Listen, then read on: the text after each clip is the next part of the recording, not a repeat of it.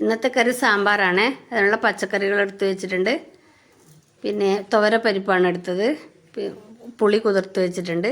പരിപ്പ് കഴുകി വൃത്തിയാക്കി ഒരു കഷ്ണം കായം, കുറച്ച് മഞ്ഞൾപ്പൊടി, പിന്നെ 3-4 ചെറിയുള്ളിയും പച്ചമുളകും കൂടെ കീറിയതിട്ട് കൊടുത്തു. ഒരു കഷ്ണം വെള്ളരിക്ക ഓപ്ഷണലാണ്, ഉണ്ടെങ്കിൽ ചേർത്താൽ മതി.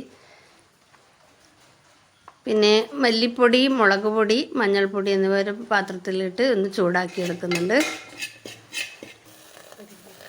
മുരിങ്ങക്കായ, ക്യാരറ്റ്, സവാള, പച്ചമുളക് അരിഞ്ഞ് ചേർത്തു. കുറച്ച് വെള്ളം ഒഴിച്ചു, ഉപ്പിട്ട് കൊടുത്തു. എല്ലാം കൂടി ഒന്ന് അടച്ചു വെച്ച് വേവിച്ചെടുക്കുക. ഒരു 3/4 വേവാകുമ്പോൾ 2 തക്കാളി അരിഞ്ഞതും കൂടെ ചേർത്ത് കൊടുത്തു. തക്കാളി ഒന്ന് തിളച്ചതിന് ശേഷം വെണ്ടക്ക ചേർത്ത് കൊടുക്കുന്നു. വെണ്ടക്കയും ചേർത്ത് ഒന്ന് തിളച്ചതിന് ശേഷമാണ് വേവിച്ച് വെച്ച പരിപ്പ് 3 വിസിലിന് വേവിച്ചിട്ടുണ്ട്. ഉടയണമെങ്കിൽ 4-5 വിസിൽ വന്നോട്ട്. പിന്നെ പിഴിഞ്ഞ് വെച്ച പുളി ചേർത്ത് കൊടുത്തു. പാകത്തിനുള്ള ഉപ്പിട്ട് കൊടുത്തു. 2 സ്പൂൺ സാമ്പാർ പൊടി കലക്കിയതും കൂടെ ചേർത്ത് കൊടുത്തു. പിന്നെ എല്ലാം കൂടി ഒന്ന് തിളച്ച് വെന്ത് വരട്ടെ. സാമ്പാറൊക്കെ തിളച്ച് വന്നിട്ടുണ്ട്. അപ്പോൾ കുറച്ച് കായപ്പൊടി കൂടി ചേർത്ത് കൊടുത്തു.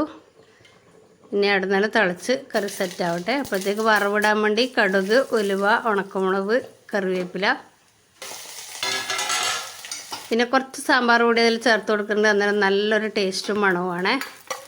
എല്ലാം കൂടി വറുത്ത് സാമ്പാറിൽ ചേർത്താൽ നല്ല സാമ്പാർ റെഡി ആയിട്ടുണ്ട്. ഇതുപോലെ ഒന്ന് ട്രൈ ചെയ്ത് നോക്കൂ. നിങ്ങളെങ്ങനെയാണ് ഉണ്ടാക്കുന്നതെന്നും കൂടി കമൻറ്റ് ചെയ്തേക്കണേ. നല്ല സാമ്പാറാണ്. Thank U.